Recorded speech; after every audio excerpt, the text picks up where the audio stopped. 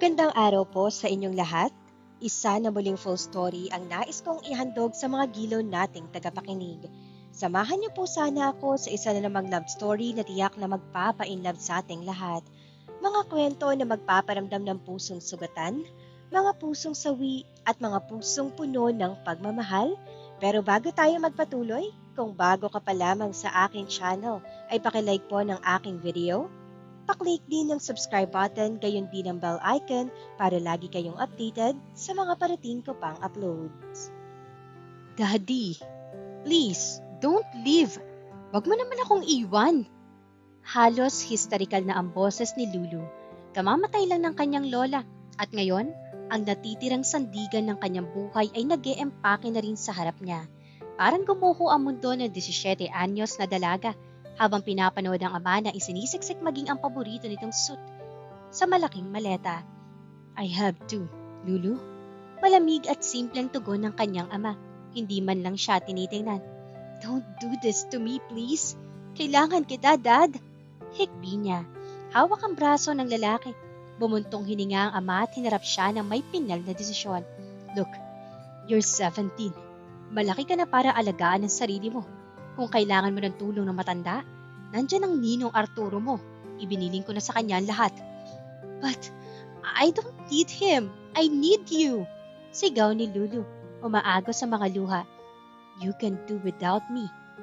I can't. Yes, you can. Paulit-ulit na tayo, Lulu. Kailangan kong pumunta sa States. May aasikasuhin akong negosyo doon at kailangan ko talaga. Negosyo?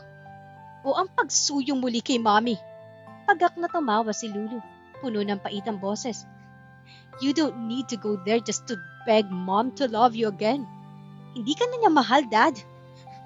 3 taon na mula nang iwan niya tayo. Nakapagsimula na ako, bakit hindi mo magawa? I'm warning you, young woman. Huwag mong madamay-damay ang ina mo. Singhal ng kanyang ama. Nagbabanta ang mga mata. Nanghina si Lulu. Wala siyang nagawa kundi panoorin ng ama sa pagpapatuloy ng pag-eempake. Masakit para sa kanya na makita ang isang makapangyarihan at matalinong lalaki, ang CEO ng isang malaking kumpanya, ay nagiging sunod-sunuran at nagpapakabobo sa isang babaeng matagal nang tumalikod sa kanila. Naalala pa ni Lulu ang gabing umalis ang kanyang ina. Walang maayos na pamamaalam. Nagising na lamang siya na bitbit na nito ang mga gamit, habang ang kanyang ama ay halos lumuhod sa harap nito. Nagmamakaawang, huwag itong umalis. Ngunit walang puso itong tumalikod. Ang masakit pa, sinabi ng kanyang ina na hindi ito kailanman naging masaya sa piling nila. At ang tanging dahilan kung bakit ito nanatili ng ilang taon ay para hintayin siyang maging 17 anyos. The nerve of that woman! Sa loob-loob ni Lulu. Kamangha-mangha na kamukhang-kamukha niya ito. Ang maganda mukha, ang hubog ng katawan. Ngunit isinumpa ni Lulu sa sarili na hinding-hindi niya tataglayin ang ugali nito. Kung noon ay wala siyang pakialam sa kanyang mga marka, mula nang umalis ang ina, ay nagpakarami siya ng reyna sa paaralan. She became a straight A student. Pumasok siya sa UP. At dahil siya ang pinuno ng kanilang barkada, sumunod din ang mga kaibigan niya doon, kahit kinailangan pa ng mga itong dumaan sa red tape. Gusto ni Lulu ng marangyang buhay, tulad na nakasanayan, ngunit gagawin niya iyon gamit ang sarili niyang pawis at pera. Subalit sa kabila ng lahat ng tagumpay niya sa pag-aaral, ang tanging hiling lang niya ay mapansin ng kanyang ama. Dati daddy's girl siya, ngunit mula nang mag-Amerika ang ina, para siyang naging hangin sa sarili nilang bahay. Walang iniisip ang ama, kundi ang sundan at suyuin ng asawa. Kahit parati naman itong umuuwing bigo at nag-iisa. Ang kanyang ina naman ay walang ibang ginawa kundi magpadala ng mamahaling regalo tuwing may okasyon, habang ang ama ay patuloy na nagpapakasubsob sa pagbibigay ng mga luho nito sa Amerika. Parang ginagawa na lamang nitong gatasan ang kanyang ama para sa hilig nitong mag-shopping. Why can't you see that she doesn't love you, Dad? She probably never did. Nagmamakaawa ka sa pansin niya na parang aso. Natigilan si Lulu. Dumapo ang palad ng kanyang ama sa kanyang pisngi. Hindi ganoon kamatindi ang pisikal na sakit, ngunit ang pilat na iniwan niyon sa kanyang puso ay napakalaki. Iyon ang kauna-unahang pagkakataon na nasaktan siya ng ama. Do not disrespect me, galit na singhal na ama. Pumasok ka na sa eskwela. Imbes na magpasalamat kang ginagawa ko ang lahat para mabuo ang pamilyang ito, Ganyan pa ang isusumbat mo sa akin? Walang salitang binitiwan si Lulu. Tuto pampisngi. Tumakbo siya palabas ng bahay. Sumakay sa kanyang kotse at mabilis na pinasibad ito patungo sa universidad. Pagkarating sa parking lot ng campus, nanatili muna siya sa loob ng sasakyan. Humihinga na malalim. Pilit na pinatitila ang mga luha habang nakatingin sa salamin. Sa mga sandaling iyon ay labis na pangungulila at sakit. May isang pangalan lang na pumasok sa kanyang isipan, si Hector Ramiro. Si Hector ang lalaki nagpapatibok ng kanyang puso. 24 na taong gulang na ito, isang irregular student at kasalukuyang aktibong sundalo na kumukuha ng karagdagang degree para umakyat sa hierarchy ng militar. May gupit sundalo ito, seryoso ang mukha, tahimik, at tila may pader sa paligid na naglalayo rito sa lahat. Isang subject lang ang pinagsasamahan nila, isang klase tuwing 6:00 ng gabi. Maraming lalaki ang nag-aabol kay Lulu, ngunit kay Hector lang siya natunaw na minsang mahuli niya itong nakatitig sa kanya sa library. Mula noon, ginawa na niyang misyon na magpakit rito gabi-gabi. Pangarap niya ay isang lalaki may ambisyon, isang lalaking parang kaya siyang protektahan sa lahat ng bagyo ng buhay. Sa kanyang mga lihim na pantasya, nakikita pa ng sarili na nagiging isang simpleng housewife, nag-aabang kay Hector na nakasombrero at uniforme, kasama ang kanilang mga munting kadete. Malaking kabaliktaran nito sa sinasabi niya sa mga kaibigan na papasok siya sa mundo ng fashion merchandising sa Paris pagkatapos ng business administration. Bago pa muling pumatak ang luha, binuksan ni Lulu ang kanyang debatariyang makeup kit sa kotse. Inayos niya ang kanyang muka, pinawi ang bakas ng iyak, at lumabas para makipagkita sa kanyang barkada sa kanilang paboritong tambayan. 4 silang grupo. Siya sina Agot, Clarice, at Elaine. Mga anak ng mararangyang negosyante. Agad siyang sinalubong ni Clarice na may malawak ng ngiti. Guess what, Lulu? I'm no longer a virgin. Masayang bulalas nito. Napasimangot si Lulu. Alam niyang nangangahulugan na naman ito ng panunukso dahil siya na lamang natitirang birhen sa kanilang 4. Mas liberated ang mga kaibigan niya. Samantalang siya, bagamat may reputasyon bilang player dahil sa kanyang panlabas na anyo, ay konserbatibo pa rin pagdating sa totoong pakikipagtalik. Was it good? Tanong ni Lulu. It was okay. Actually, hindi ko nga sigurado kung natuloy talaga. Sagot ni Clarissa tila nalilito rin sa nangyari sa kanila ng nobyo.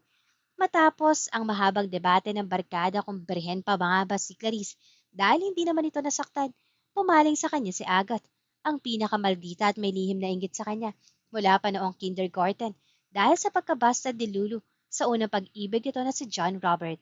Well, at least, hindi ka na nag-iisa, ha, Lulu? May kasama ka pa. Tadyo ni Agot. Shut up. Pagtataray ni Lulu.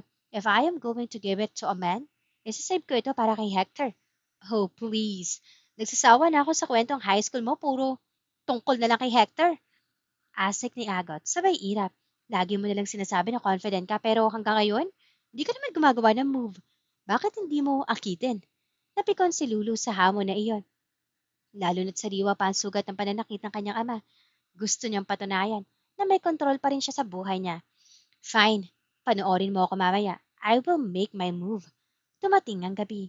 Bago magsimula ang klase, dumaan sila sa library kung saan alam niyang madalas maglagi si Hector bago ang panggabing subject nito. Pagpasok pa lang, nakita na niya matikas sa bulto ng lalaki na nakaupo sa isang sulok. Sumisirka ang puso ni Lulu sa kaba.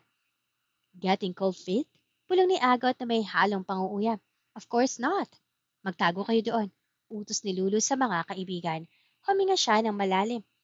Lumakad ng tuwid at umupo mismo sa tapat na lamesa ni Hector.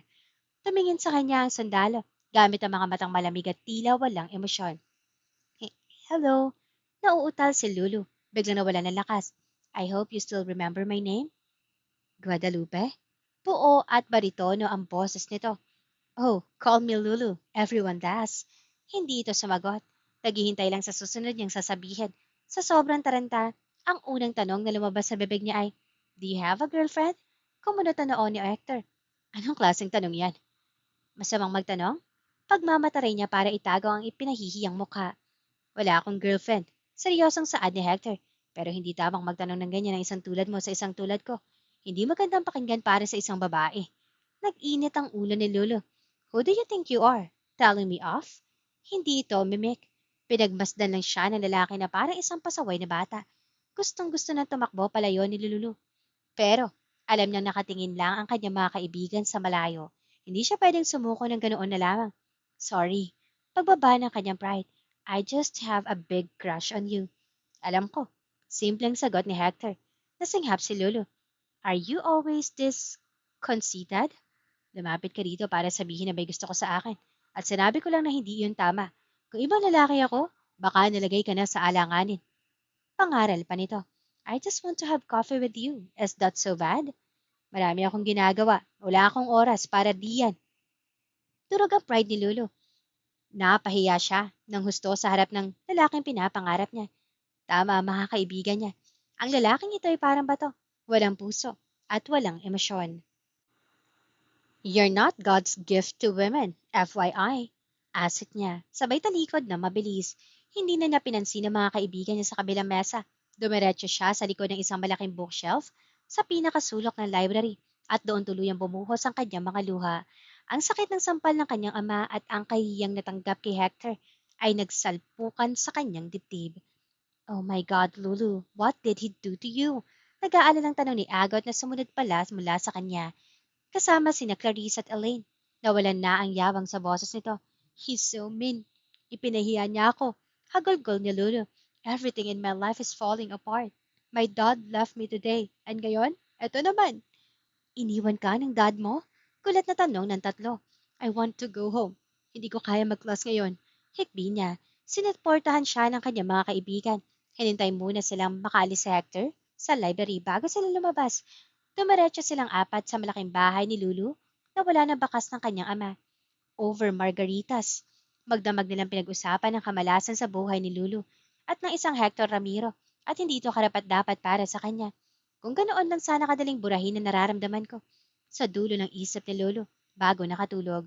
Lumipas ang 7 taon. 25 taon na si Lulu. Hindi na siya ang 17 anyos na umiiyak sa likod ng bookshelf sa library. Ngayon, siya na ang namamahala sa negosyong iniwan ng kanyang ama. Isang matagumpay at marangyang babae na may sariling pangalan sa mundo ng kalakalan. Subalit sa likod ng kanyang tagumpay, isang madilim na banta ang biglang pumasok sa kanyang buhay. Nakatanggap siya ng mga seryosong banta sa buhay, mga liham at mga mensaheng nagbabantang siya ay papatayin. Dahil dito, napilitan ng kanyang ninong Arturo na kumuha ng isang pribadong security team para protektahan siya. Lahat ng schedule mo ay kukunin ko sa sekretarya mo. Kung hindi mo mamasamain, kailangan ko malaman lahat. 3 kaming makakasama mo sa bahay. Seryosang pahayag ng lalaking nakatayo sa harap ng kanyang desk. Napaangat ng tingin si Lulu. Halos tumigil ang tabok ng kanyang puso. Ang lalaking kinuha ng kanyang ninong para maging chief ng kanyang security ay walang iba kundi si Hector Ramiro. Mas matikas, mas mukhang mapanganib, at isang retiradong kapitan ng militar. What? Gulat na reaksyon ni Lulu. Huwag kang mag-alala. Ako lang ang mamamalagi sa loob ng bahay. Tugtong pa nito na tila walang pakialam sa gulat sa mukha ng dalaga. What? Sasama ka sa bahay ko? Nataranta si Lulu. Matipid na ngumiti si Hector. Isang ngiting may halong pilyong epekto na nagpabilis sa tibok ng dibdib ni Lulu. Kahit sa sahig ng sala mo, pwede ako matulog. Wala kang dapat alalahanin. Kailangan lang na mayroong isang taong nandoon agad, anuman ang mangyari. But, hindi makapagsalita maayos si Lulu. Hector would be inside her house. Napakalaki na kanyang bahay. Pero sa presensya ng lalaki, parang bitla itong sumikip. May problema ba, Miss Guadalupe Vega? Tanong nito. Nakataas ang isang kilay. Of course, there's a problem. Sigaw ng utak ni Lulu. Pero kailangan niya magpanggap na wala siyang pakialam. Hindi niya pwedeng ipakita na apektado pa rin siya sa nakaraan. It's just going to be weird. Kapag nandoon si Abel, we won't have enough privacy, if you know what I mean. Pagsisinungaling niya. Sa Abelardo ang lalaking masugid na nanliligaw sa kanya noon, isang mayamang negosyante na madalas niyang kasama. Bagamat, wala naman talaga silang malalim na relasyon. Marunong akong dumistansya, Miss Vega. Wala kang dapat alalahanin. Nakukunot ang noong sagot ni Hector. Bagay nagbago ang tono ng boses nito. Naging mas malamig. Ang pribadong bagay ang mas maganda sigurong wag mo na ipaalam sa akin. Nasa panganib ang buhay mo.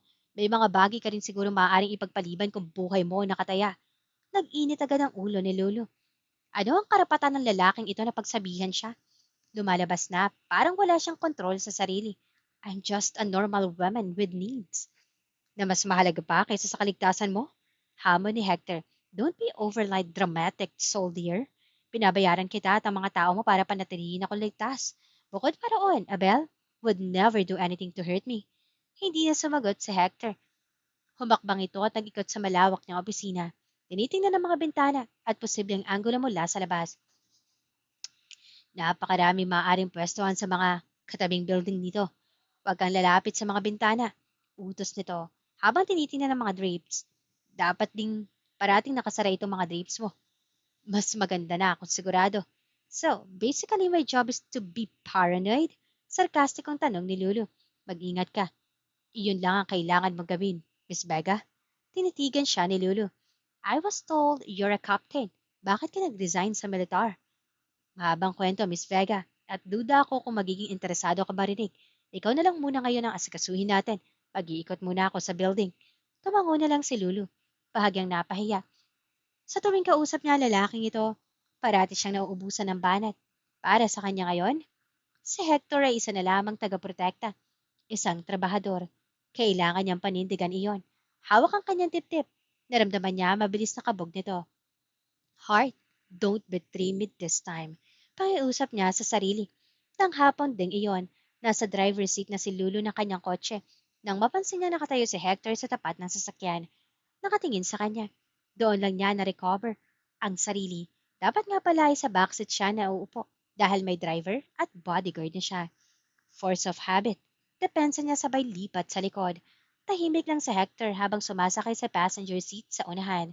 Ang dalawa pang bodyguard ay sumunod gamit ang isang SUV bilang convoy. Diretso ang takbo ng sasakyan patungong Manila Polo Club.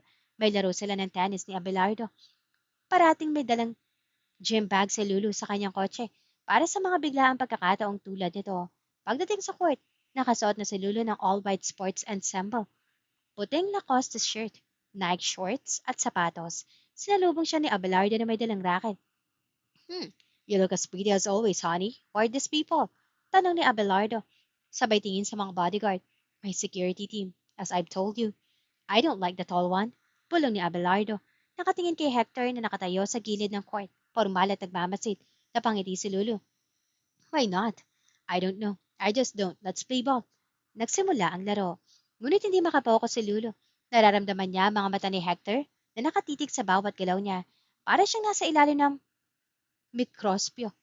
Dahil sa kawalan ng focus, sunod-sunod ang puntos ni Abelardo. I own you. Mayabang na sigaw ni Abelardo habang itinuturo ang racket sa kanya. I'm going to beat your ash this set. Hamon ni Lulu habang pilit na humahabol sa isang mabilis na bola. Sinubukan ni Lulu na abutin ito subalit nawalan siya ng balanse. Nadulas siya at malakas na napaluhod sa semento. Napasigaw siya sa matinding sakit. Babagsak pa sana ang kanyang katawan kung hindi naging maagap si Hector na sumulpot mula sa gilid at sinalo siya sa kanyang mga bisig. Sa kabila ng kirot sa kanyang tuhod, biglang nalanghat ni Lulu ang pamilyar at mabangong amoy ni Hector. Isang banayad at napakalaking panlalaking amoy na nagpabaliw sa kanyang sistema.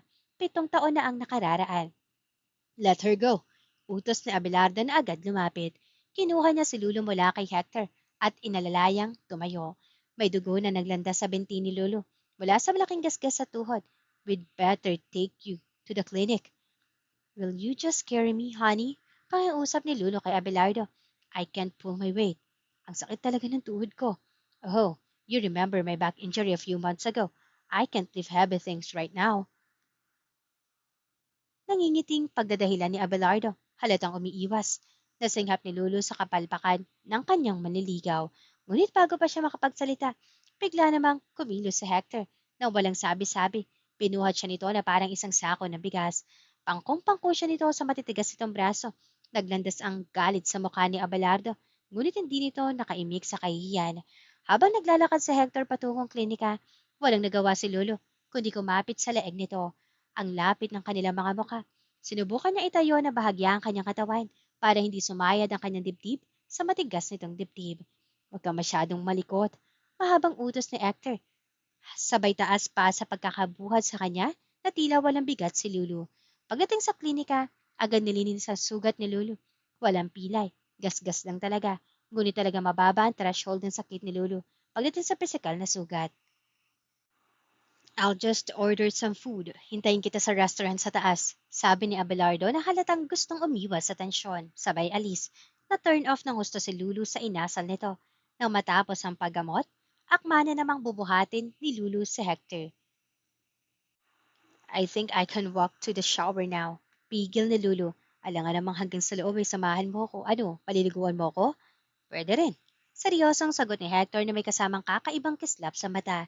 Natigilan si Lulu. Hindi makapaniwala sa narinig. Excuse me? Natigilan si Lulu. Ang sabi ko, malapit lang ang shower. Yatid na kita. Just put me down, okay? Ibinaba siya ni Hector sa tapat ng pintuan ng shower room. Ngunit bago ito tumalikod, pumulong ito.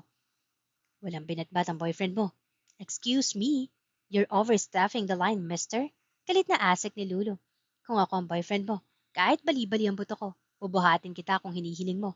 Siguro, iba-iba lang talaga tayo ng panlasa ngayon. Nagkataong ganoong lalaki ang gusto mo. Sa sobrang inis at emosyon, kusang itinaas ni Lulu ang kanyang kamay at mabilis na tinampal ang bibig ni Hector. Isang malakas na tunog ang umilangaw-ngaw. Hindi natinag si Hector. Sa halip, tumitig ito na malalim sa kanyang mga mata. Dati, ako ang gusto mo. Parang masyadong naiba ang panlasa mo ngayon, Guadalupe. Ano nangyari sa'yo? Nanghina ang mga tuhod ni Lulu. He knew. He remembered everything. Put me down now. Galit na singhal ni Lulu. Bagamat nakababa na talaga sila. Nakangisi si Hector sa kanya. Isang mapang-asar ng ngisi nagpapatunay na huling-huli nito ang kanyang reaksyon. You remember? Usal ni Lulu. Pilit nilalabanan ang panginginig ng boses. Ang isang tulad mo ay hindi mabilis malimutan. Sagot ni Hector. Diretso ang tingin sa kanyang mga mata. I bet. Maghapon tayo magkasama pero hindi mo man lang binanggit. Sinumbat niya. Habang nag-uunahan ang emosyon sa kanyang dibdib. Siguro, ngayon mo lang naalala. Kaya bigla kang namintas sa kasama ko. Anong karapatan mo? Bodyguard lang kita. Kaya lumagay ka sa pwesto mo. O baka naman pinagtatawanan mo ako dahil naging marupok ako noong 17 anyos ako. Marigo ka na lang, Miss Vega. Amoy pawis ka na. Muling pag-iwas ni Hector habang pilyong ngumingisi bago tuluyang tumalikod. Nasinghap si Lulu sa tindi ng inis. Sa galit niya, hinubad niya ang kanyang sapatos at buong lakas na ipinukol ito sa likod ng lalaki. Tinamaan ito sa balikat, ngunit hindi man lang lumingon si Hector. You're fired! Sigaw ni Lulu bago padarag na pumasok sa ladies' shower room. Nang lumabas si Lulu mula sa shower, may kung anong lungkot na lumukod sa kanya na mapansing wala sa Hector sa restaurant ng club. Ang tanging naroon ay si Abelardo at ang dalawa pang bodyguard. Walang gana niyang tinapos ang hapunan.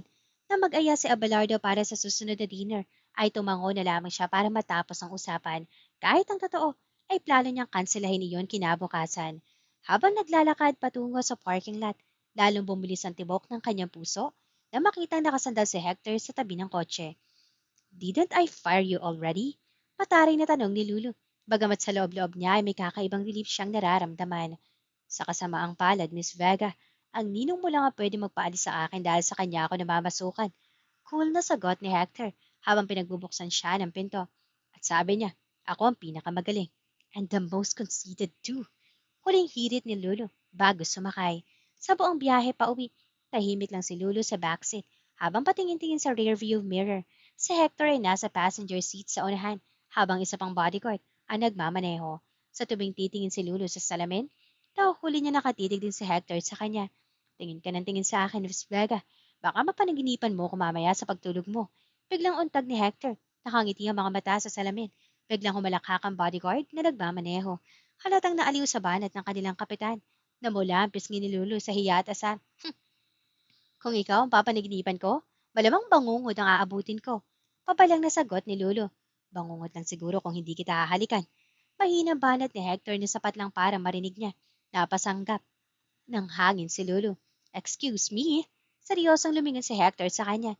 Ang sabi ko, Miss Vega, umasa tayong wag tayong balikan ng mga nagtatangka sa buhay mo.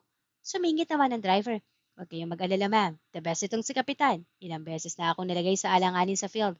Pero dahil sa kanya, hindi ako napahamak. Maaasahan si Kapitan. Hindi na umimik si Lulu hanggang sa makarating sila sa kanyang malaking mansyon. Agad siya bumaba nagtungo sa kanyang silid. Ngunit, lumipas ang ilang oras, ay hindi siya dalawin ng andok. Ang isip niya ay pabalik-balik kay Hector. Naaalala niya ang unang araw na nakita niya ito sa universidad, ang matikas nitong tintig at kung paano niya ito minahal sa kabila ng pagiging 17 anyos niya noon. Bandang hating gabi, nagpasya si Lulu na bumaba para mag-init ng gatas. Laking gulat niya na makitang nasa sala pa rin si Hector, nakaupo sa dilim habang nanonood ng business news. Gaano katagal mo balak titigan ng likod ko? Boses ni Hector na muntik na magpatinig kay Lulu sa gulat. Akala ko, natutulog ka na. Depensa ni Lulu. Is it your habit to sit in the dark alone? Matutulog na sana ako pero hindi mo naman sinabi kung saang kwarto ako pwedeng humiga. Ayokong gumamit ng kwarto na walang pahintulot mo. Sinabi ko kay Manang na ihanda ang guest room. Sinabi ko naman sa'yo kanina kahit sa sala. Ayos lang ako. Oh, please. Asik ni Lulu. Naiinis na pagpapakundangan nito. Meron kaming 10 guest rooms. Gamitin mo ang isa. Masyado kang malaki para magkasya sa couch o sa maid's room sa kusina. Ayokong isumbong mo ko kay Ninong na hindi kita tinatrato ng maayos. Kumiti ng pilyo sa Hector. Talagang espesyal ang tingin mo sa akin. Don't flatter yourself. Umingos si Lulu. Nagugutom ka ba? Pag-iiba ng lalaki sa usapan. Ako na mag-iinit ng gatas mo. Halika sa kusina. Sumunod si Lulu.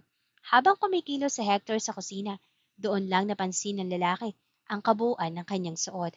Napako ang tingin ni Hector sa kanyang dibdib. Doon lang din na-realize ni Lulu na manipis na negligee lang ang suot nito. Oh God! Agad na napatayo si Lulu at sinalubong ang sariling braso para magtakip. You didn't even mention this a while ago? Madilim sa sala kanina, hindi ko napansin. Kaswal na sagot ni Hector habang inilalapag ang baso ng gatas. Yes, pero 10 minuto na tayo dito sa kusina. Ngumiti na malalim si Hector. Lumapit ng bahagya sa kanya.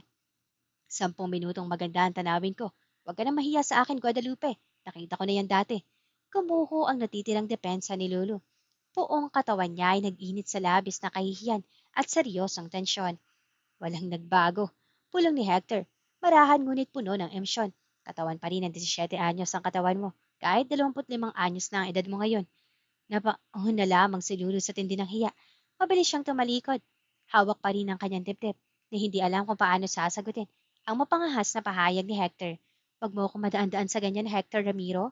Pagkatapos mo akong ipahiya noon, ngayon babalik ka para asalin ako? You won, okay? Pinatunayan mo ng kaya mo akong paglaruan. Nanginginig ang boses na sumpat ni Lulu habang nakatalikod. Sandali lang, Guadalupe. Seryoso na ang tono ni Hector. Lumapit ito at marahang hinawakan ang kanyang balikat para iharap siya rito. Wala na ang pilyong ngisi sa mukha ng lalaki. Pinalitan ito ng emosyong matagal nitong itinago. Hindi kita pinaglalaroan noon. At lalong hindi kita pinaglalaroan ngayon. You made me hope for nothing and something back then. At ngayon, ginagawa mo na naman? Tears began to well up in Lulu's eyes para sa isang babaeng naniwala sa iyo. Pumuntong hininga si Hector, tila may mabigat na napansin na binitiwan. Noong 17 anyos ka, pinalabas ng mami ko na isa ka lang sa mga babaeng nagpapahabol sa akin. Gustong gusto niya ako para kay Janice, ang anak na matalik niyang kaibigan bago tayo muli magkita ngayon. Nakipag-iwalay na ako kay Janice, pero hindi yun tinanggap ni mami. Napakurap si Lulu. Bagay na tigilan sa narinig. Alam mo ba kung bakit ako pumasok sa mapanganib na misyon sa Mindanao? Pagpapatuloy ni Hector, lumalambong ang mga mata. Noong nandoon ako sa gitna ng putukan at gera, madalas kong maisip na kung sakaling hindi ko kayanin ang misyon, gusto kong sunugin ang katawan ko at isaboy ang abo ko sa hangin. Dahil sa isip ko, kapag nasa hangin na ako, may pagkakataon ako mabisita ang tanging babae nagpapangiti sa akin sa kabila ng takot at putukan. Ikaw yun, Lulu. Napasinghap si Lulu. Tuluyang pumatak ang kanyang mga luha. I often regretted leaving you then. Paus ang boses ni Hector, pero iniisip ko na lang na iyon ang tamang gawin para mas maging mabuti ang buhay mo. Para makapagtapos ka ng walang hadlang. Ilang beses kong binalak na balikan ka. Pero natatakot ako na baka nakalimutan mo na ako. Pero ngayon nakikita kong mahal mo pa rin ako. Hindi ko nahahayaang mawala ka pa. Nangilid ang luha sa mga mata ni Hector sa tindi ng emosyon. Hindi na nakapagsalita si Lulu. Isinubsob niya ang kanyang mukha sa matigas na dibdib ng lalaki at niyakap ito ng napakahigpit. Ang lahat ng galit at pait na itinanim niya sa loob ng 7 taon ay natunaw sa isang saglit. Do you believe me, Lulu? Pulong ni Hector habang hinahaplos ang kanyang buhok. Yes, hikbi ni Lulu. Tinitigan ang mukha ng lalaki. Nakuha mo na naman ako. Yawag mo nang subukang iwan ako ulit. Kundi, hindi kita mapapatawad. I promise, hindi ko nagagawin yon. Seryosong sagot ni Hector. bago idinapi ang isang matamis at mapusok na halik sa mga labi ni Lulu. Isang halik na nagpapatunay na tapos na ang panahon ng kanilang pagtataguan. Nang sumunod na mga araw, tuluyan na naayos ang relasyon ng dalawa. Kahit ang mami ni Hector ay humingi ng paunamhanin na malamang si Lulu ang babaeng 7 taon nang pinatitibok ang puso ng kanyang anak. Sa kabila ng magandang direksyon ng buhay pag-ibig ni Lulu, dumating naman ang isang malungkot na balita. Ang kanyang ninong Arturo ay pumanaw dahil sa isang biglaang karamdaman. Sa gitna ng pagdadalamhati, dumating ang kanyang ama at ang kanyang ina mula sa Amerika para sa libing. Doon ay nagkaroon si Lulu ng pagkakataong makasama ang mga magulang sa isang maayos na usapan.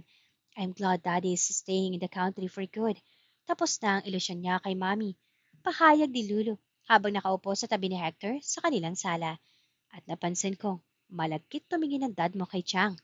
Komento ni Hector na ang tinutukoy ay ang byuda nitong tita na tumulong din sa pag-aasikaso sa burol. Natawa ng husto si Lulu. Pati ba naman ikaw napansin mo rin? Mabilis na lumipas sa mga araw at nagpasya ang mga magulang ni Lulu na formal na maghiwalay ng walang galit.